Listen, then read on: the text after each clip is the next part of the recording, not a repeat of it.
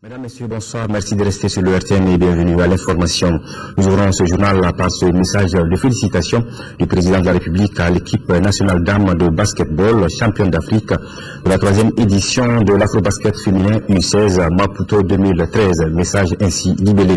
Mes chères filles, à l'issue de la finale de la 3e édition du championnat d'Afrique des nations de basketball féminin des moins de 16 ans Afro-Basket Women U16 2013 qui s'est joué le 12 octobre 2013 à Maputo au Mozambique, vous êtes sacrée championne d'Afrique dans la pure tradition de combativité, de détermination et de don de soi propre aux sportifs de haut niveau. Vous avez survolé et illuminé la compétition par votre adresse et conservé par la même occasion votre trophée conquis en 2011. Loin de vos terres, vous avez porté haut les couleurs nationales et du coup montré à la face du continent que le Mali est de retour mieux. Votre sacre continental porte témoignage de ce que, malgré les dures épreuves que notre pays a subies pendant ces longs mois, nos sportifs et en particulier les pratiquants du basket restent parmi les plus performants et les plus compétitifs du continent. En ces temps où le doute pourrait le disputer au découragement, votre exemple est la preuve éclatante qu'il n'est de satisfaction et de récompense que dans l'effort individuel et collectif. Mes chères filles, belle est votre victoire, exemplaire est votre générosité. Votre sacre continental est d'autant plus beau et méritoire qu'il a été obtenu de haute lutte à des compétiteurs d'expérience, mais pratiquement dans l'anonymat le plus total au plan national, puisque seuls quelques amateurs de la balle au panier ont pu suivre à distance votre parcours sans faute. Je vous remercie du fond du cœur pour le bonheur que vous procurez à la nation malienne et surtout pour l'exemple que vous constituez pour notre jeunesse en quête de modèle. Je voudrais féliciter très sportivement l'équipe nationale d'Égypte, votre adversaire de la finale qui n'a nullement démérité. J'exprime ma satisfaction à vos encadreurs et l'expertise et au sérieux unanimement reconnu et salué par tous. Il me plaît aussi de saluer le ministère de la Jeunesse et des Sports, le Comité national olympique et sportif du Mali, la Fédération malienne de basketball et l'ensemble des supporters qui ont, chacun dans son rôle, œuvré en bonne intelligence pour obtenir les résultats qui font aujourd'hui notre fierté. Enfin, mes chers aigles, je vous réitère mon soutien personnel ainsi que celui du gouvernement pour vous garder à niveau afin que vous puissiez survoler avec majesté les joutes sportives à venir. Signé Ibrahim Boubacar Keïta, président de la République du Mali. En 5e région, une pirogue de transport en commun sur l'axe Mopti-Tombouctou a chaviré près du village de Koubi, dans la commune rurale de Kona. C'était dans la nuit du vendredi 11 octobre au samedi 12 octobre 2013. Le bilan provisoire fait état de 39 morts, déportés disparus et 210 rescapés. Les opérations de recherche des disparus et des bagages se poursuivent. Une équipe de reportage de l'ORT Mopti était ce matin sur le lieu du drame. Voici ce que nous a rapporté. Mais attention, certaines images peuvent choquer.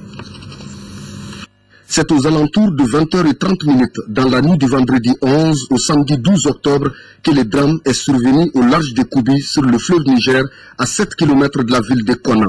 L'embarcation en question est une pinasse à étage appartenant à Boukadari Tigambou, transporteur fluvial sur l'axe Mopti-Tombouctou. À bord, il y avait, selon les informations recueillies sur les lieux du drame, 300 à 400 passagers avec des marchandises et des bagages dont les poids sont estimés à près de 70 à 80 tonnes. Vraiment, quand ils ont fini de tout charger et quand les passagers sont rentrés, la pinasse était pleine à craquer. C'était vraiment une surcharge. On est arrivé au niveau du premier poste de contrôle et la pinasse, je ne sais pas par quel miracle, avec cette charge-là, ils ont pu passer au niveau du premier poste de contrôle. Arrivé au niveau du deuxième poste de contrôle, c'est les mêmes causes qui font les mêmes effets. La pinasse a passé. Troisième poste de contrôle, la même chose. Dans la soirée, vers 20h précise, on a entendu un craquement et la pinasse s'est scindée en deux. Et tout le monde a commencé à couler. Au passage de notre équipe de reportage ce dimanche 13 octobre, le bilan provisoire faisait état de 39 corps sans vie repêchés, déportés disparus et 210 rescapés, parmi lesquels un petit garçon d'1 an dont la maman a malheureusement perdu la vie. Ceux seulement qui ont pu s'accrocher à quelques objets flottants ont pu être sauvés et beaucoup ont été amenés par le courant très très loin. Et nous avons organisé en ce moment le grand dispositif de secours. Les villages environnants sont venus renforcer le secours. Tous les besoins se sont mobilisés pour la circonstance. Je ne peux pas parler sans souligner un point Ça, c'est l'appui de la population de Koubi qui a pris en charge l'alimentation de tous les rescapés au niveau du village. En attendant de faire la lumière sur les causes réelles de ce naufrage, les opérations de recherche continuent pour tenter de repêcher d'autres corps et récupérer les bagages emportés par les eaux. Par rapport à ce naufrage, nous vous livrons le contenu de ce communiqué du parti Élément communiqué ainsi libellé. C'est avec consternation et une profonde tristesse que le parti Élément Le Changement a appelé le naufrage d'une pinasse entre Mopti et Tombouctou, causant la mort ou la disparition de plusieurs dizaines de personnes dans la nuit du vendredi 11 octobre 2013.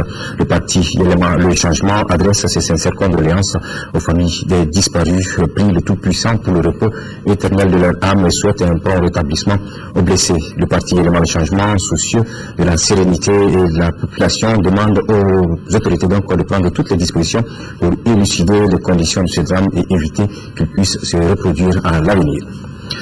Le gouvernement procédera à la levée des mandats d'arrêt internationaux lancés contre certains responsables rebelles, parmi lesquels 6 députés, une mesure d'assouplissement certes, qui ne veut nullement dire l'arrêt des poursuites judiciaires contre les personnes reconnues coupables de crimes de guerre et de violations des droits humains. Là-dessus, les explications du ministre de la Justice, garde des Sceaux, Mohamed Ali Batili, au micro de Bouakar Sissoko.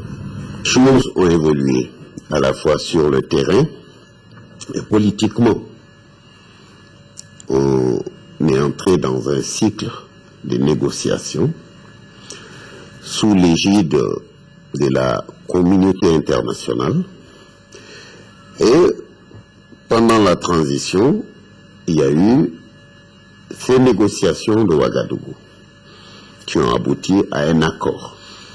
Mais s'il faut négocier avec eux, si c'est eux qui représentent les éléments politiques susceptibles de faire les démarches pour construire le retour à la paix, il faudrait créer les conditions dans lesquelles ils peuvent assumer ce rôle de négociateurs. Et ça permet à la communauté internationale de veiller à ce que, tout simplement, les négociations soient conduites dans les conditions qu'il faut. Mais à cet égard, une chose a été clairement affirmée, j'allais dire réaffirmée, confirmée, hautement et sur tous les tons par son Excellence, Monsieur le Président de la République. Il a dit, il est prêt à tout négocier, sauf l'intégrité territoriale du Mali. Il n'aimerait pas parler de séparation. Il n'aimerait pas parler d'autonomie. Tout ce qu'il est capable de céder, ce serait dans le cadre de la mise en œuvre de la politique de décentralisation profitable à l'ensemble des régions du Mali. Lever le mandat, c'est restituer la liberté de mouvement, mais ce n'est pas exonérer ou dédouaner la personne des charges qui peuvent peser sur elle. Donc, l'instruction continue. Voilà, vous pourrez suivre l'intégralité de cette interview du ministre de la Justice, garde des Sceaux, en français et en langue nationale bamanaka, juste après ce journal. Et puis, l'association malienne des droits de l'homme, dans un communiqué déposé à notre rédaction, la MDH donc attire l'attention des pouvoirs publics sur le fait que la paix et la réconciliation passent inéluctablement par la justice. À ce titre, la MDH demande au gouvernement de tout mettre en œuvre pour poursuivre et sanctionner toutes les violations des droits de l'homme commises au Nord. En aucun cas, la justice ne peut et ne doit être sacrifiée sur l'autel d'une paix illusoire. Tous les pèlerins maliens, à l'image des autres pèlerins du monde entier, sont arrivés donc à Mina ce dimanche 13 octobre 2013. Ils entament ainsi la dernière étape du pèlerinage. Il faut noter que dans la journée, un climatiseur a pris feu entre les sites maliens et sénégalais. Un incendie mineur qui a été vite maîtrisé sans dégâts. 180 millions de francs CFA, c'est le coût de l'opération Tabaski organisée par la Ligue des prédicateurs du Mali avec l'appui de l'organisation caritative turque AZEN. L'opération vise à soutenir les nécessiteux en leur offrant des bœufs pour la fête de la Tabaski. La cérémonie de distribution s'est déroulée ici à Bamako et a été présidée par le ministre délégué auprès du ministre de l'administration territoriale chargé des affaires religieuses et du culte. Reportage de Batravé. 1 million de bœufs pour les orphelinats, hôpitaux, prisons, associations et centres islamiques. L'opération concerne la ville de Bamako et les 8 régions du pays. Elle s'inscrit dans le cadre de la solidarité entre les musulmans à l'occasion de la fête de Tabaski. Au Mali ici, qu'il y a beaucoup de familles qui ne trouvent pas de sacrifice dans la fête de moutons. En fait, vous savez, la vie chère. Cette modeste contribution est le témoignage de notre volonté de toujours rester solidaires de nos frères et des sœurs maliens. Pour le Haut Conseil islamique, la pertinence de cette opération n'est plus à démontrer. Ça vient à un moment où notre pays sort d'une crise majeure, où notre pays fait l'objet d'une attention particulière de la part de la communauté internationale, mais aussi de la part de ses amis réels. Et au moment de difficulté, le peuple turc était à nos côtés, et aujourd'hui aussi ce peuple est à nos côtés. Et le parrain de la cérémonie de préciser le contexte de l'événement. C'est un acte religieux, le sens du partage, un acte aussi de bienfaisance à l'égard de ceux-là qui n'auront pas le prix du mouton et qui doivent tous participer à la fête, parce que c'est cela, la foi musulmane, c'est de poser des actes qui à chaque fois incitent l'autre à se dire quelle belle religion, je veux m'en approcher.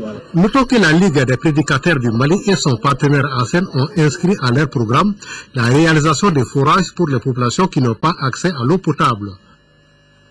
Nous restons toujours avec nos partenaires turcs qui se manifestent encore en faveur des démunis en cette veille de la fête de Tabaski. Le programme de distribution de bœufs a été lancé ce matin et le coût global est de 40 millions de francs CFA pour 4800 personnes. Il s'agit d'aider les fidèles démunis en leur donnant de la viande pendant la fête de l'Aïd el-Kébir. Alpha Maïga.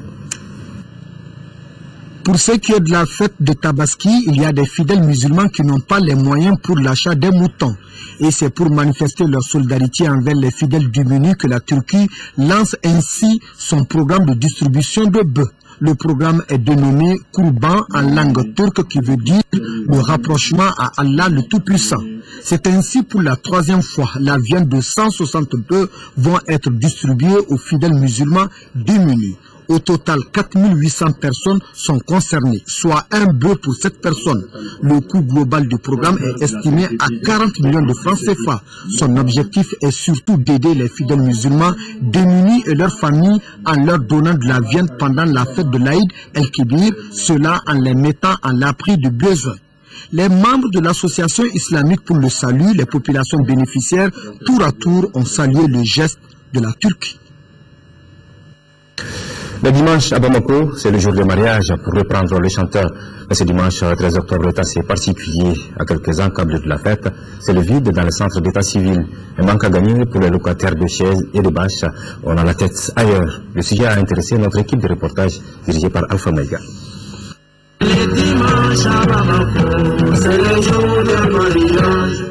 En tout cas, pas ce dimanche à Bamako. Bamako, où la plupart des populations se sont réveillées sans klaxon de réjouissance. Dimanche, il n'y a pas de mariage.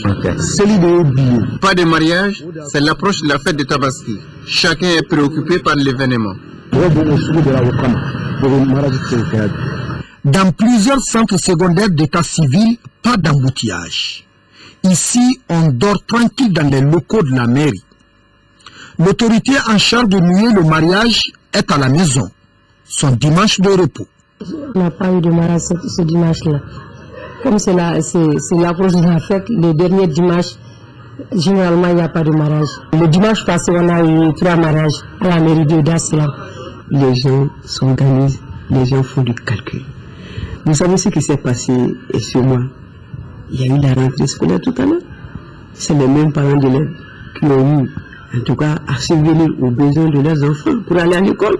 C'est les mêmes parents d'élèves qui organisent la fête de Tabaski.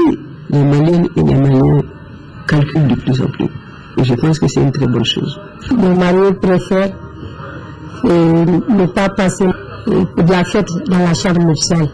Ils préfèrent se marier et sortir faire la fête avec leurs épouses.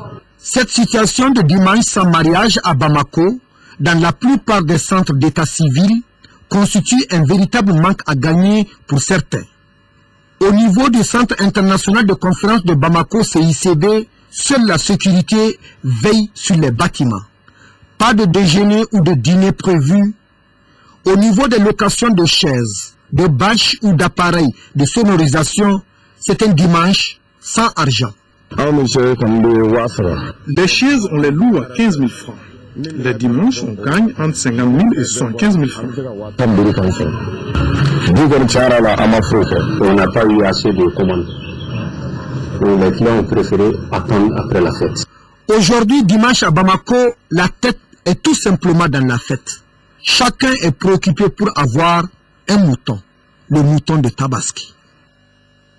Voilà, on attendra certainement l'après-fête pour célébrer les mariages. La fête du mouton se prépare activement dans la cité des 333 saints. Le marché est suffisamment fourni. Selon les bourses des clients, les béliers sont cédés entre 30 000 et 75 000 francs CFA. Ici, les bêtes sont de deux races, celles qui viennent du Gourma et celles du Sahara. Cette dernière est la plus prisée. Les derniers événements n'ont pas entaché la détermination des marchands arabes à approvisionner le marché. Et attendez-la. Pour la fête de l'Aïd el-Kabir, la ville de Tombouctou semble bien approvisionnée en moutons. Les parcs, les marchés à bétail, même certaines rues sont mises à profit par les marchands de bétail pour proposer leurs produits aux clients entre 30 000 et 75 000 francs CFA. À Tombouctou, il y a tellement de moutons. Jusqu'après la fête, on pouvait en avoir. Je paye chaque mouton à 40 000. Donc je trouve que vraiment c'est raisonnable. Par rapport à une semaine d'aujourd'hui, vraiment, chaque mouton, on dit que c'est 100 000, 75 000, pas plus de 60 000. Donc aujourd'hui, si on peut avoir un mouton à 40 000, on peut remercier le bon Dieu. À Tombouctou, nous avons deux races de moutons, ceux du Gourma et ceux venus du Sahara qui sont les plus sollicités. Nous avons amené des moutons du Sahara. Les prix sont abordables et varient entre 30 000 et 75 000 francs CFA. Les groupes béliers que vous voyez sont à 65 000 et 70 000 francs. Les moyens entre 40 et 55 000 et les autres à 30 000 francs. Ce bélier blanc est cédé à 40 000 francs CFA. Comparativement à l'année dernière, les parcs sont bien ravitaillés et les dernières opérations kamikazes n'ont pas entaché la détermination des éleveurs arabes à fournir le marché. Le 14 octobre de chaque année est célébrée la journée internationale de la normalisation. Cette année, le 14 octobre est un lundi. À cette occasion, le ministre de l'Industrie et des Mines s'adresse à la nation. Le docteur Bou Sissé est au micro de Adama Koulibaly. Cette année, le thème retenu pour célébrer cette journée est les normes internationales comme garantie des changements positifs. Actuellement, la communauté internationale est confrontée à des marchés mondiaux en évolution et à la nécessité de trouver un juste équilibre entre les solutions à apporter aux problèmes macroéconomiques et le besoin urgent de lutter efficacement contre des changements climatiques. Dans cet environnement complexe, les normes internationales sont des instruments puissants capables de susciter des changements positifs. En effet, leurs spécifications détaillées permettent d'ouvrir des marchés à l'échelle mondiale, de créer des environnements commerciaux favorables, de stimuler la croissance économique et de contribuer à atténuer les effets des changements climatiques. Ces normes internationales, dont les effets positifs profitent aux consommateurs à travers un choix plus vaste des produits et services, une meilleure qualité et des prix moins élevés, sont le fruit de consensus entre les grands spécialistes mondiaux de différents secteurs. Il s'agit du secteur de l'industrie, du secteur de l'énergie, des transports, de la santé, de la sécurité et des technologies de l'information et de la communication, des systèmes de gestion et enfin du secteur des changements climatiques. La deuxième promotion du programme pour les jeunes politiciens en Afrique en partenariat avec la Fondation CIEMDID vient depuis hier au centre de Liba une rencontre sur le projet appui à la culture de l'idéologie politique à l'endroit des jeunes leaders politiques. La rencontre vise à créer un cadre d'échange et de réflexion sur les questions pertinentes autour des concepts idéologiques. Adibou Koulibaly. Le programme pour les jeunes politiciens en Afrique, deuxième promotion, entend à travers cette rencontre de Bamako fournir aux jeunes leaders politiques les rudiments théoriques et pratiques pour assumer leur rôle politique. Il permettra aussi aux jeunes de développer des projets en vue de consolider leurs partis politiques respectifs. Il s'agit, dans un premier temps, pour nous d'échanger sur la portée du respect de l'idéologie politique pour des jeunes leaders que nous sommes. et dans un deuxième temps de prendre connaissance sur les différents types d'idéologies politiques et leur évolution. Pour le ministre de l'Emploi et de la Formation professionnelle, ce programme permettra de doter le paysage politique malien de jeunes formés, responsables et aguerris. Cette jeunesse est appelée à prendre sa place et toute sa place dans la construction de notre pays. Vous avez le devoir d'être politique afin que les choses puissent changer. Le programme pour les jeunes politiciens en Afrique, d'une durée de 3 ans, est financé par l'Agence suédoise de coopération internationale. Les responsables du groupement des leaders spirituels des musulmans du Mali ont animé hier après-midi une conférence de presse. Cette conférence avait à son ordre du jour des sujets d'une importance capitale pour l'avenir de la religion au Mali. Sujets parmi lesquels la situation de l'islam post-crise et le projet de formation des 500 imams maliens au Maroc, entre autres. Reportage de Abdraman Maïga. À cette conférence de presse, 2 éminents prêcheurs de renommée internationale, Chérif Ousmane Madani Haïdara et Tcherna Hadj Oumar Thiam. Ces guides spirituels ont entretenu pendant 2 heures des journalistes et des chefs religieux sur 3 thèmes relatifs à la vie de l'islam au Mali, l'état actuel de la religion musulmane, le ministère délégué chargé du culte et des affaires religieuses et le projet de formation des 500 imams maliens au Maroc, les critères de sélection et les matières de la formation. Les critères sont déjà définis par le pays donateur, à savoir le Maroc. Savoir premier critère, il faudrait que ce soit des imams qui pratiquent le rite malikité et qui sont pratiquants d'obéissance soufisme. Le second critère, il faudrait que ceux qui parlent arabe mémoriser une grande partie du Coran. Renforcer un islam authentique et lutter contre l'intégrisme religieux, telle est la volonté du groupement des leaders spirituels musulmans du Mali. Cette association, au dire de ses responsables, se bat pour promouvoir une religion musulmane de paix et de tolérance. La formation de ces imams a pour effet de pouvoir cultiver dans le pays un islam tolérant que notre pays a toujours connu, un islam fondé sur la paix et la quiétude qui rejette toute forme de violence et d'intégrisme religieux. Pour cette coopération avec le royaume chérifien, le groupement invite le gouvernement à tout mettre en œuvre pour son épanouissement. Ces leaders musulmans sont convaincus que sa perpétuité pourrait aboutir à la création au Mali d'un centre de formation des érudits du Saint-Coran. Pour clôturer les festivités de la journée internationale de la fille, Plan Mali a choisi Konobougou dans le cercle de Baroueli pour encadrer une marche des filles avec au programme chorégraphie, poèmes et discours en faveur de l'éducation des filles. Le récit de nos envoyés spéciaux Abdul Karim Kaba et Abdul Salam Bambara. 300 filles ont marché sur une distance d'1 kilomètre pour dénoncer l'abandon de l'école par leurs camarades filles. La marche a aussi comme objectif la scolarisation et la formation professionnelle des adolescentes. Entre autres slogans qu'on pouvait lire sur les banderoles, bannissons les mariages précoces, ils empêchent les filles de s'instruire ou encore non à la violence au sein et autour de l'école. À la fin, les marcheuses ont adressé un message aux autorités politiques et administratives et parents. Faire de l'éducation des filles une priorité. Augmenter le financement de l'éducation des filles. Lutter contre les mariages précoces. Éliminer la violence basée sur le genre au sein et autour de l'école. Faire de l'achèvement de l'enseignement secondaire obligatoire pour les filles. Permettre la participation des filles dans les processus de prise de décision. Tous les intervenants ont appuyé cette cause des filles et ils n'ont pas manqué de saluer l'accompagnement des plans Mali. Je suis convaincu que ce combat, une cause juste et noble, sera gagné.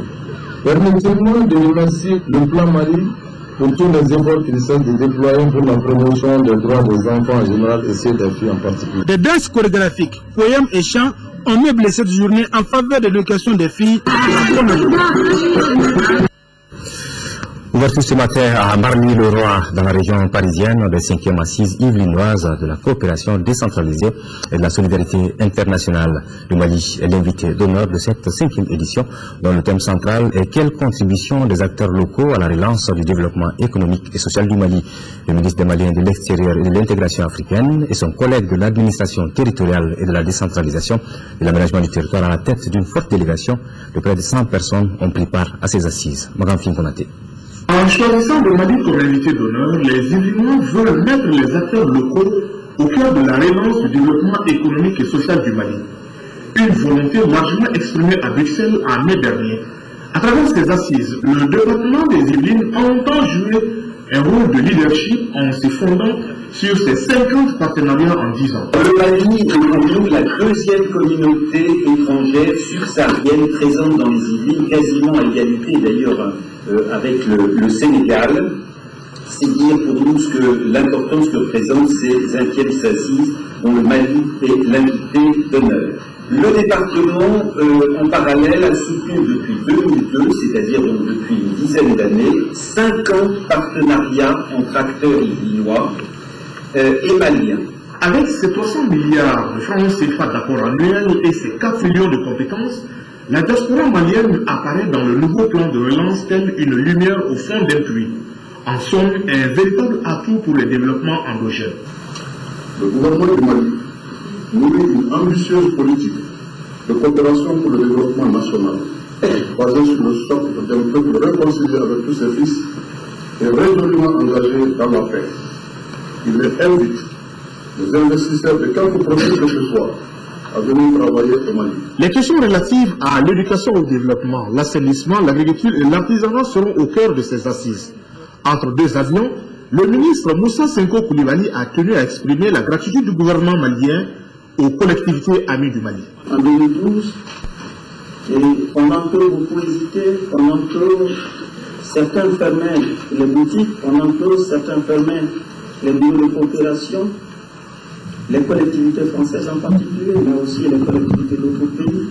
On continue à dire, c'est maintenant, plus que jamais, que les populations ont besoin de nous. Ces assises sont une opportunité pour l'ensemble des acteurs de l'artisanat malien de sortir de l'isolement.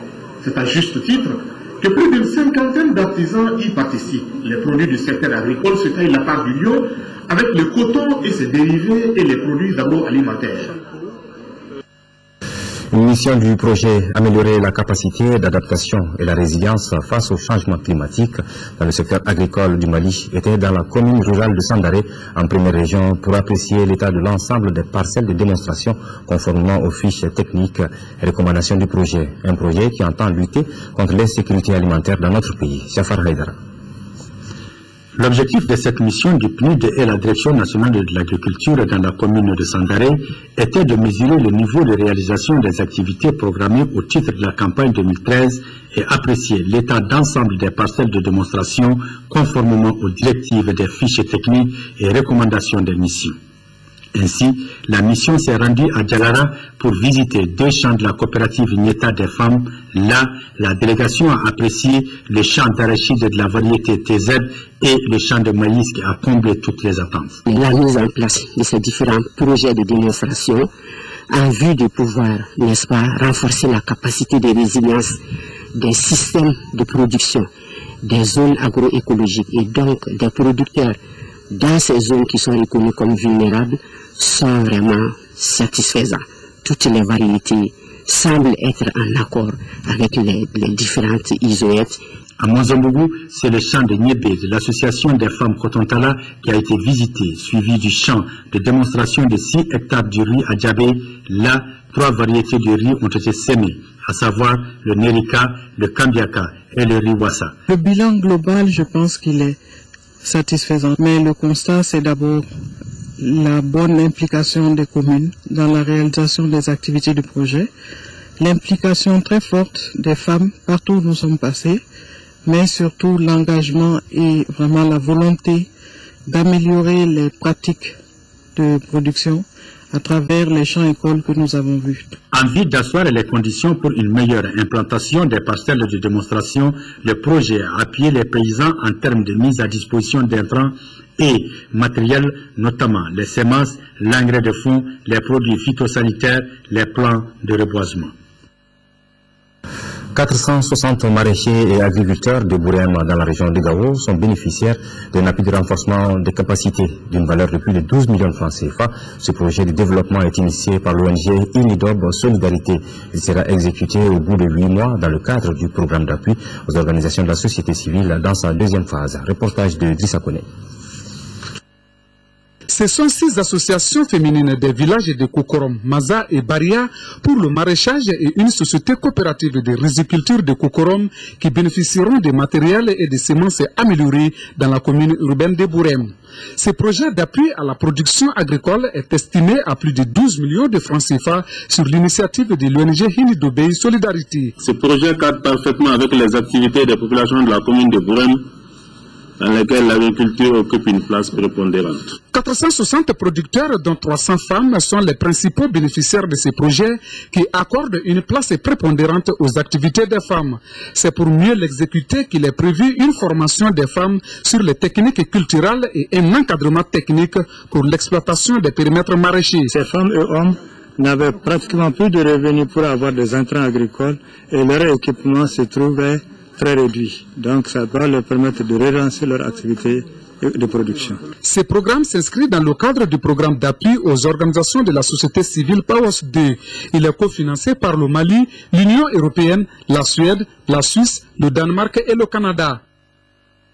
En 5e région, l'association Wafakoy pour la promotion de la femme à Sévaré et Mopti apporte son soutien à 150 femmes du cercle de Yuwaru affectées par la crise sécuritaire. Elle vient de lancer à cet effet un programme d'urgence de distribution de vivres et de non-vivres d'un montant de plus de 25 millions de francs CFA financé par le programme d'appui aux organisations de la société civile PAOSC 2. Yakuba Maïga. Depuis l'éclatement de la crise politico-sécuritaire dans notre pays, les actions de solidarité ne faiblissent pas du tout à l'endroit des populations affectées de la région de Mopti. Cette fois-ci, c'est l'association multifonctionnelle Wafakoy pour la promotion de la femme de Sévaré Mopti qui fait parler son cœur à 150 familles vulnérables du cercle de Yuwaru. L'association Wafakoy de Mopti se veut un acteur dans la résolution de la crise en favorisant l'inclusion et la cohésion sociale à travers la distribution de vivres alimentaires, de biens de première nécessité et des ustensiles de cuisine aux populations de Yuwaru. Apporter donc une réponse d'urgence à l'écho de ces familles meurtries dans le cercle de Yuwaru ne peut que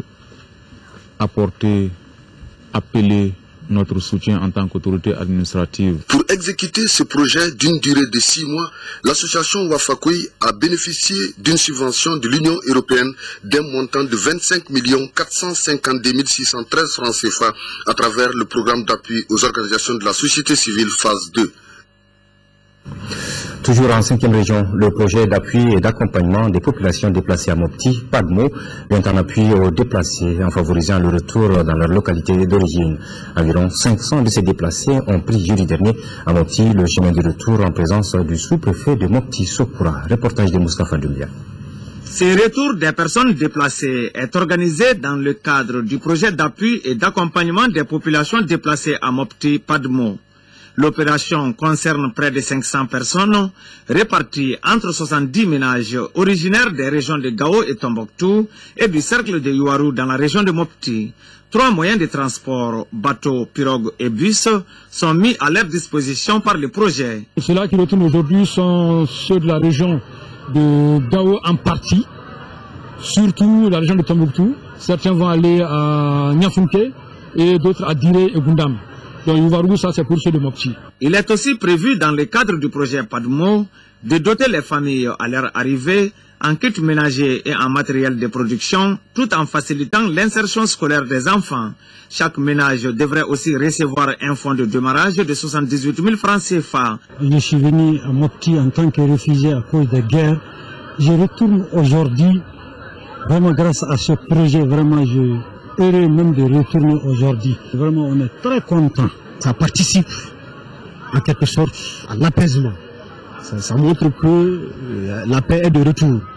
Et nous, c'est ça l'impression forte que je ressens de cet événement. Le projet d'appui et d'accompagnement des populations déplacées à Mopti est exécuté par SOS Village d'enfants du Mali. Une bonne politique de production et de commercialisation des semences de mil sorgho et cultures associées, telle est l'ambition du projet Amassa Afrique Verte Mali. Et pour sa réalisation, il vient d'organiser une rencontre d'échange entre partenaires sémenciers de Ségou et de Sikasso. C'était jeudi à Koutiala. C'est vous connaissez. Les céréales concernées par cette démarche sont le mil, le sorgho et cultures associées. Elle visait à définir à travers un cadre d'échange entre acteurs sémenciers de Ségou, Koutiala, Sikasso et Yorosso les meilleures stratégies de production et de commercialisation de semences. Il s'agit de discuter, de voir les aspects organisationnels, les contraintes, les opportunités et comment mieux asseoir et comment mieux avoir des producteurs mieux aguerris pour pouvoir produire des semences, non seulement les semences mais aussi la question des hybrides, de façon à mieux améliorer la production et la productivité. Les échanges entre ces acteurs des zones de forte production céréalière ont permis de relever les insuffisances et de définir une démarche plus cohérente. Il y a besoin de contributions et collaboration de tous les acteurs dans le secteur sémencier. C'est pour cela que nous sommes tous invités ici aujourd'hui pour réfléchir ensemble sur les meilleures stratégies et possibilités de collaboration pour avancer dans la vision de développement du secteur sémencier. Le gouvernement de la République du Mali a toujours accordé une attention soutenue à la question sémencière, base de toute sécurité alimentaire des populations. Le traitement de la question des semences est une préoccupation fondamentale et essentielle des nouvelles autorités maliennes. A signaler que la présente démarche de Amassa Afrique Verte Mali bénéficie du soutien financier de l'USAID. En deuxième région, 510 familles déplacées vulnérables viennent de recevoir des kits alimentaires et sanitaires du projet d'aide. Ce projet est une initiative du groupe de recherche et de réalisation pour le développement rural GRDR avec l'appui financier du ministère français des Affaires étrangères et de la Fondation de France. Le don touche les régions de Sikasso, Koulikoro et Kaye. Koumassissé. L'ONG Groupe de recherche et de réalisation pour le développement rural GRDR et son partenaire financier ministère français des Affaires étrangères et de la Fondation de France viennent en aide alimentaire et sanitaire à 510 familles déplacées du Nord dans la région de Koulikoro. Les kits sont composés de 102 tonnes de céréales, 510 bidons de 20 litres d'huile, 10 tonnes de sucre et de sel, 1500 moustiquaires et une enveloppe d'un montant de 10 200 000 francs CFA. On est très contents. C'est comme une fête pour nous les déplacés, parce qu'on a reçu quoi à manger. Ils ont accepté vraiment de nous garder leurs frères, leurs sœurs qui ont fui la guerre pour venir se reposer chez eux. Cette action de l'ONG GRDR coïncide avec la 19e édition du mois de la solidarité et de lutte contre l'exclusion sociale, dont le thème est cette année la solidarité, un support essentiel de l'action humanitaire. Le conseiller aux affaires économiques et financières du gouverneur de la région de Koulikoro a saisi cette occasion pour formuler ses vœux de retour définitif de la paix et de la sécurité dans notre pays. Dans le cadre de la journée internationale du lionisme célébrée le 8 octobre de chaque année, les Lions du Mali viennent de faire un don de matériel et équipements sanitaires au Centre national de transfusion sanguine. En procédant à la remise des matériels aux responsables du centre, la présidente de la zone 121 du Lions Club de Bamako a situé le geste dans le cadre des activités du mois de la solidarité et de la lutte contre l'exclusion. Ces dons ont été reçus par le directeur de la structure qui se réjouit du geste qui coïncide avec la 19e édition du mois de la solidarité et de la lutte contre l'exclusion et a promis d'en faire bon usage. Croppant sur la jeune musicienne malienne Mariam Koné, elle est professeure assistante au Conservatoire des Arts et Métiers Multimédia Bala Fassi Kouyaté de Bamako. La native 200 fait partie des 12 finalistes du prix découverte RFI de cette année. Le portrait de Mariam Koné est dressé par une de nos équipes de reportage qui est allée à sa rencontre en pleine répétition. C'est le sujet du grand format de cette édition, une réalisation de Cheikh Oumar Sangaré.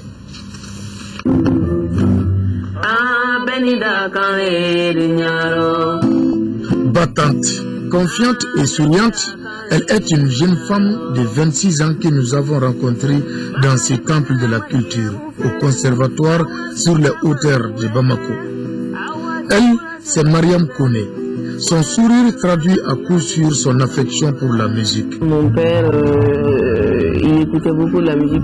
Tout le matin, on se réveillait avec la musique, le rythme dans la peau. Il écoutait beaucoup Salif Keita, Bob Marley. Mariam fréquente l'école fondamentale de Kati Numorila de 1992 à l'an 2000. En classe, elle reste affectée par le virus de la musique grâce à la complicité d'un père attentionné pour sa fille musicienne en devenir. J'aimais beaucoup les épreuves de chant pendant les examens. C'était vraiment ma matière favorite, quoi. J'avais mes notes là-bas. Et arrivé au second cycle, j'écoutais beaucoup les rappeurs. Zoto Boys, Tata Pound. Et à un moment, mon père m'a même acheté un album de Tata Pound pour que je puisse interpréter, écouter. Après le baccalauréat en 2003 au lycée Mambi Sidibé de Kati, Mariam Kone entre à l'FSJP, faculté des sciences juridiques et politiques, filière droit privé. Parallèlement à ses études, elle évolue avec le groupe de rap Les Pacifiques de Kati, puis avec un autre groupe, Bamako Jazz. Sa jeune carrière prend une autre tournure en 2006 avec son admission au concours d'entrée au Conservatoire des Arts et Métiers Multimédia Bala Faseke Kouyaté, spécialité chant. Là encore, elle s'est fait remarquer par son talent. En dehors des cours, elle apprend, elle a un groupe, elle travaille. En tout cas dans le domaine artistique, l'essentiel de la formation, je dirais 80% de la formation, doit se faire dans la pratique, par les élèves eux-mêmes. Et je pense que Mariam est dans ce cas précis. Mariam termine major de sa promotion en 2011 et dispense des cours de musique dans cette même école. Depuis, elle quitte le rap pour le rythme mandingue. Je m'inspire beaucoup de la musique traditionnelle malienne pour créer ma propre musique. Guitariste de doigté, sa voix reste cependant son principal atout. Manamiri alaka famayama, kanamiri balaka sayama, manamiri alaka sebayama, kanamiri balaka sayama. Grande observatrice de son environnement, la jeune artiste a l'inspiration fertile. Il y a plein de morceaux dans l'album que je compose comme cela. C'est-à-dire la vie en général m'inspire. En 2012, Mariam Kone a été lauréate du concours Talent de la Cité lors du festival sur le Niger, ce qui lui a valu l'accompagnement du Centre culturel Corée à travers le programme Corée Qualité. C'est un programme qui répertoire certains jeunes talents dans les volets de la musique, de l'art plastique et tout, sur lesquels nous faisons un accompagnement et un suivi pour leur permettre de se hisser au plus haut niveau international en fait. Aujourd'hui, Mariam Kone fait partie des 12 finalistes du prix Découverte RFI 2013, dont le vote prend fin ce 19 octobre. Alors, elle a besoin de vos suffrages à l'adresse email www.prixdécouverte.com/fr/vote. Pour votre vote, cochez Mariam Kone en 6e position sur la page. Son premier album, intitulé Dakar, c'est-à-dire Le Destin, sera bientôt dans les bacs. Entre la musique traditionnelle et moderne, Mariam Kone possède des atouts pour être l'une des prochaines figures emblématiques de la musique malienne.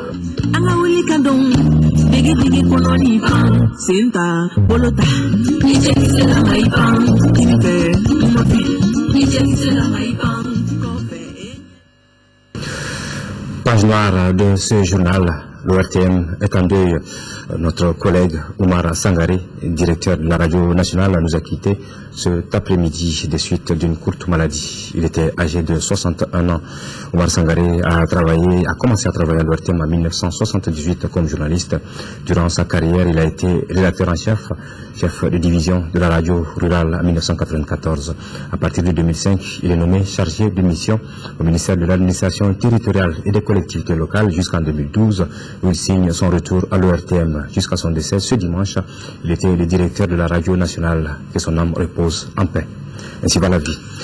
Voilà, donc avant de nous séparer, sachez que le rôle du député, c'est le thème du débat de ce soir sur les élections législatives. Bokar Touré et Yaya Konaté reçoivent les représentants de l'ADEMA, du PARENA et du PSP, ainsi que M. Moussa Diarra, auteur du livre « Être député en Afrique ». Débat donc à suivre à partir de 21h30 sur cette même antenne. Voilà, c'est tout pour cette édition. Merci de l'avoir suivi.